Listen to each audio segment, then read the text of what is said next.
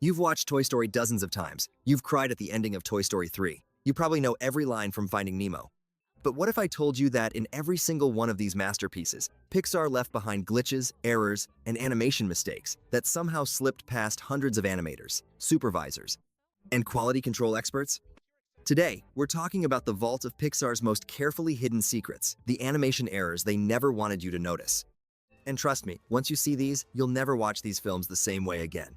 Pixar Animation Studios has built its reputation on being the gold standard of animated filmmaking. Their attention to detail is legendary. Let's expose them all. Toy Story Trilogy, the foundation of errors. We're starting with the film that started it all, Toy Story, from 1995. Now, this movie was groundbreaking. It was the first fully computer-animated feature film ever made. But being first comes with growing pains. Remember the iconic scene where Buzz tries to fly and instead falls with style? Watch his shadow. As he's falling through Andy's room, past the Hot Wheels track, his shadow doesn't align with the light source. In several frames, Buzz casts two different shadows going in opposite directions. In 1995, Pixar's rendering software wasn't sophisticated enough to handle complex shadow calculations in real time for every scene, so animators sometimes had to manually place shadows. This one slipped through. Jump forward to Toy Story 2. There's a sequence where Al is driving his car, frantically trying to make it to the airport. Watch closely when he's inside the vehicle. In some shots, he's wearing a seatbelt. In others, the seatbelt completely vanishes. Then, it reappears. This happens multiple times within the same sequence. The reason? Different animation teams worked on different shots, and continuity details like seatbelts weren't always communicated properly between teams. This one is subtle, but once you see it, it's everywhere. Woody's hat changes size throughout all three Toy Story films, sometimes even within the same scene. During emotional close-ups, the hat is often smaller to avoid obscuring Tom Hanks's facial expressions and eye contact with the audience. In wider shots, the hat returns to normal size. This is actually a deliberate choice that became an unintentional inconsistency. Pixar prioritized emotional connection over strict model consistency, but it creates a continuity error nonetheless. In Toy Story 3, Andy's room has been rearranged as he's now older and heading to college, but there's a massive continuity error that spans across the trilogy. If you map out the furniture placement in Andy's room from Toy Story 1, then compare it to flashback sequences in Toy Story 3 that are supposed to show the same time period, the rooms don't match. Furniture appears in different locations. The window is on the wrong wall in some shots. The closet door swings the opposite direction. It's as if Andy's room exists in a quantum state where the layout changes depending on which movie you're watching. Finding Nemo and Finding Dory. Finding Nemo gave us one of the most detailed underwater environments ever created in animation. Pixar studied real marine biology, consulted with aquarium experts, and even visited the Great Barrier Reef. But in the dentist's fish tank, physics occasionally takes a holiday. Watch the scene where the tank gang is planning Nemo's escape. There are several shots where bubbles from the aerator float in completely random directions, sideways, even downward. In one particularly noticeable shot, a bubble floats up, then seems to pause mid-water, hovering in place for several frames before continuing upward. The problem was rendering bubble physics was computationally expensive, and sometimes the simulation would glitch, creating these impossible bubble movements. Here's something dark you probably never noticed. When Marlin and Dory encounter the sharks, Bruce specifically mentions that fish are friends, not food. But during the chase sequence that follows, both Marlin and Dory sustain visible injuries, small scratches, and marks that appear on their bodies. By the next scene, these injuries have completely vanished. Throughout the rest of the film, characters sustain damage that disappears within minutes of screen time. Nemo's lucky fin remains consistent because it's part of his core character model, but environmental damage never sticks. Finding Dory introduced us to the Marine Life Institute, and with it, some seriously confusing geography. The layout of the facility changes between scenes. Tanks that were on the left side of a hallway appear on the right side minutes later. The most obvious error occurs during Hank the Octopus's navigation through the vents. If you map out the route they take based on the visual clues in each scene, they end up traveling in impossible loops, never creating a fully consistent three-dimensional map of the entire facility. The Incredibles? Super errors. When Bob Parr drives to Edna Mode's house, his car's interior changes. The dashboard configuration is different between shots. The rear-view mirror appears and disappears. This happened because The Incredibles was Pixar's first film to heavily feature vehicles and human technology rather than toys or animals. They were still working out their workflow for mechanical details. Violet's long black hair was a technical nightmare for Pixar's animators. Hair simulation was still relatively primitive in 2004. Watch any scene where Violet moves her head quickly. In several frames, strands of her hair clip directly through her skull, passing through what should be solid geometry. The most noticeable instance happens during the dinner table argument scene. When she turns her head in frustration, her hair literally phases through her face. The animators hoped the motion would be fast enough that viewers wouldn't catch it. They were mostly right. When Syndrome captures the family, pay attention to his costume. The logo on his chest changes size between shots, sometimes significantly. In close-ups, it's larger to maintain visual interest and readability. In wide shots, it shrinks to more realistic proportions. Additionally, the zero on his costume appears to be painted on in some scenes but appears to be a separate piece of fabric in others, complete with different texturing and lighting behavior. Here's one that requires some physics knowledge to catch. When Dash runs across water, the movie shows him moving incredibly fast. But if you calculate his speed based on background objects and the time it takes him to cover certain distances, his velocity is wildly inconsistent, sometimes faster than sound, other times merely Olympic sprinter fast. In the jungle chase sequence, Dash's speed changes from shot to shot by orders of magnitude, creating an impossible situation where he'd need to be accelerating and decelerating thousands of miles per hour between camera cuts. Cars universe, automotive anomalies. Count the buildings in Radiator Springs. Now count them again in a different scene. The number changes. The town literally grows and shrinks depending on the requirements of each shot. The most obvious discrepancy occurs between the main street shots and the aerial views. From above, Radiator Springs has approximately 15 to 20 buildings. From street level, you can identify more than 30 distinct structures throughout the film. Lightning McQueen is covered in sponsor stickers and his racing number. These stickers flip, disappear, and rearrange themselves throughout the film. The most noticeable error involves his Rusty's sponsor logo, which appears on the wrong side of his body in several scenes, as if he's been mirrored in post-production. His racing number, 95, occasionally appears backwards or in a slightly different font style, suggesting different character models were used for different sequences without perfect consistency. Mater's tow cable is alive with inconsistency. It changes length dramatically between shots, sometimes appearing to be about 10 feet long, other times extending 50+ feet. During the tractor tipping sequence, the cable actually passes through Mater's own body in at least 3 separate frames. The cable also sometimes appears rusty and worn, other times looking nearly new, all within the same scene. Here's something that bothered me once I noticed it. The cars in the Cars universe have headlights, but they're also their eyes. So when they turn on their headlights at night, are they opening their eyes wider? Shining light out of their eyeballs? Pixar never fully resolved this, and it creates some genuinely confusing shots where characters appear to be looking in one direction while their headlight eyes illuminate a completely different area. Ratatouille, culinary continuity errors. Remy is blue-gray, right? Well, mostly. But in several scenes, particularly those lit by warm kitchen lights or sunset, his fur color shifts noticeably, sometimes appearing almost purple, other times nearly brown. While this could be explained as lighting variation, there are several shots where Remy appears in split lighting, and his fur doesn't match on both sides of his body. Count the number of chefs working in Gusteau's kitchen. The number fluctuates wildly depending on the shot. Background characters were populated procedurally to save time, but the system wasn't always consistent, leading to a kitchen staff that appears to teleport in and out of existence. Linguini is supposed to be tall and gangly, but his actual height relative to other characters and objects changes noticeably throughout the film. In some scenes, he towers over Colette. In others, they're nearly the same height. The most dramatic example occurs when he's standing next to the kitchen doors.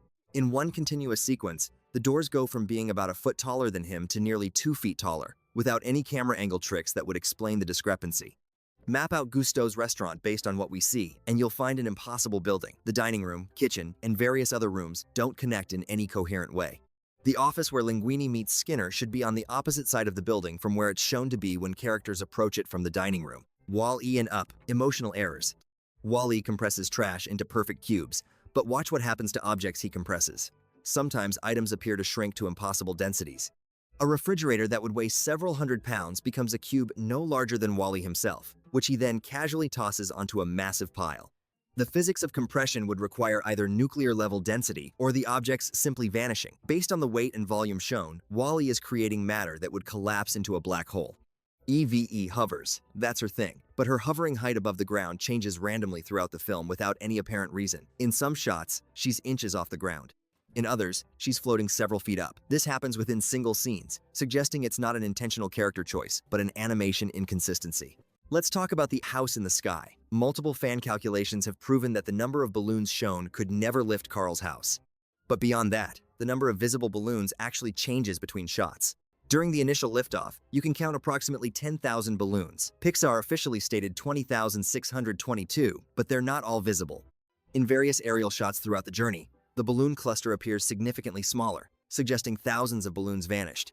When balloons pop during the adventure, Carl's house should become progressively harder to control and should eventually descend. Instead, it maintains altitude despite losing hundreds of balloons, defying the physics Pixar themselves established. Russell is incredibly proud of his Wilderness Explorer badges. They're displayed prominently on his sash throughout the film, but the arrangement of badges changes between scenes. Badges appear in different positions. New badges seem to appear that weren't there before. Some badges disappear entirely, only to return later. This happened because Russell's model was updated and refined throughout production, and not all scenes were updated to match the final badge arrangement. Monsters Incorporated. Technical errors. Sully's fur was a technical masterpiece when Monsters Incorporated released in 2001. Pixar created new software specifically to render his 2.3 million individual hairs. But this cutting-edge technology wasn't perfect. Watch Sully carefully during physical action scenes. His fur sometimes clips through itself, creating impossible tangles where hairs pass directly through other hairs. During the door chase sequence, there are several frames where portions of his fur disappear entirely, creating bald patches that last only a fraction of a second. The most noticeable fur error occurs when Sully is wet. The wet fur simulation occasionally glitches, causing patches of his coat to suddenly appear dry for a single frame before returning to wet. Boo's door is central to the plot, but it's not consistent. The flower decoration on her door changes design slightly between shots. Most dramatically, the door hardware, the handle and hinges, swap sides in several scenes, suggesting the door was mirrored in post-production for composition reasons. When the CDA, Child Detection Agency, arrives, they're wearing distinctive yellow hazmat suits. Except in several wide shots, some agents are wearing suits that appear orange or even slightly green due to lighting and rendering inconsistencies. Recent releases. Miguel's guitar, the one he believes belonged to De La Cruz, changes slightly throughout the film. The decorative inlays around the sound hole appear more elaborate in some shots than others. The number of tuning pegs seems to fluctuate between 5 and 6. Most notably, when Miguel plays the guitar, his finger positions on the fretboard don't always match the chords that would be required to produce the music we're hearing.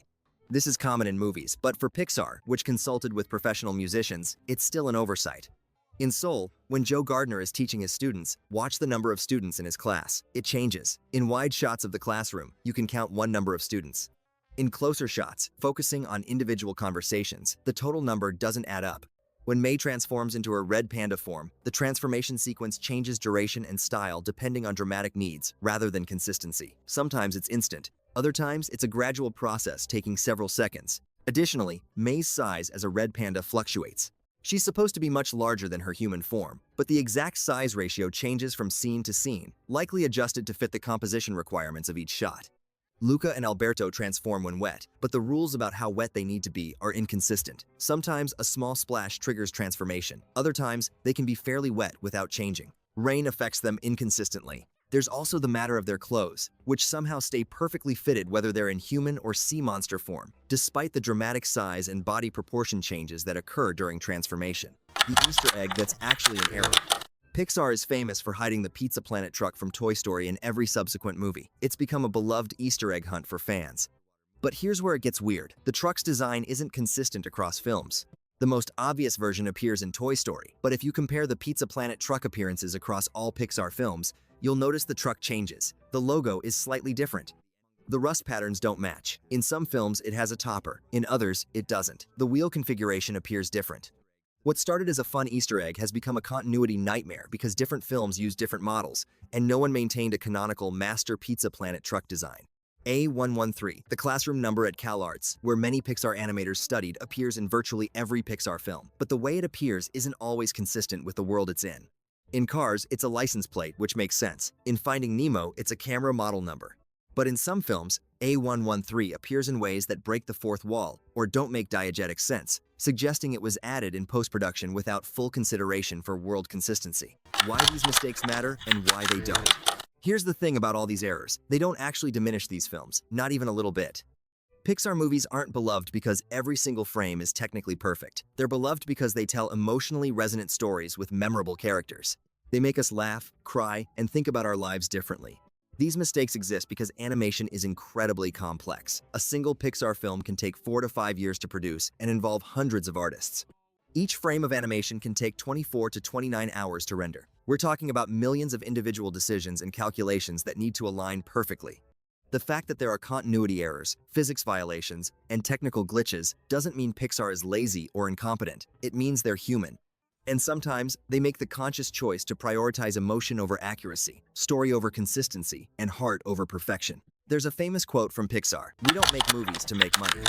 We make money to make movies. But there's another version of this philosophy that applies here. We don't make movies to be perfect. We make movies to be meaningful. Every one of these errors represents a moment where an animator, supervisor, or director made a choice. Sometimes that choice was, we're out of time and budget, and this is good enough. Other times it was, this emotional beat is more important than this technical accuracy. Carl's house stays aloft despite losing balloons because the story needed it to, and emotional truth trumped physics. So there you have it, decades of Pixar magic, and underneath all that polish, there are hundreds of tiny mistakes, continuity errors, and animation glitches that somehow slipped through. Does knowing about these mistakes ruin the magic? I don't think so. If anything, it makes these films more human, more relatable. It reminds us that even the most seemingly perfect things in our world are made by people who are trying their best, making tough choices, and sometimes getting things wrong. The next time you watch a Pixar movie, you have two choices. You can hunt for these mistakes, pause frame by frame, and catalog every error. Or you can do what millions of viewers have done since Toy Story first premiered. You can get lost in the story, connect with the characters, and let yourself be moved by the emotion these films create. Because at the end of the day, that's what Pixar does best. Not perfection, magic. And these mistakes, they're just proof that magic doesn't require perfection. Sometimes it's better with a few flaws. The real question is, now that you know these mistakes exist, can you unsee them? I'll leave you to find out. If you made it this far, you're clearly as obsessed with Pixar as I am. Which of these mistakes surprised you the most? Have you noticed any errors I didn't mention? Drop a comment below and let me know. And if you want more deep dives into the hidden secrets of your favorite animated films, make sure to subscribe. Until next time, keep watching, keep noticing, and remember, even in imperfection, there's magic.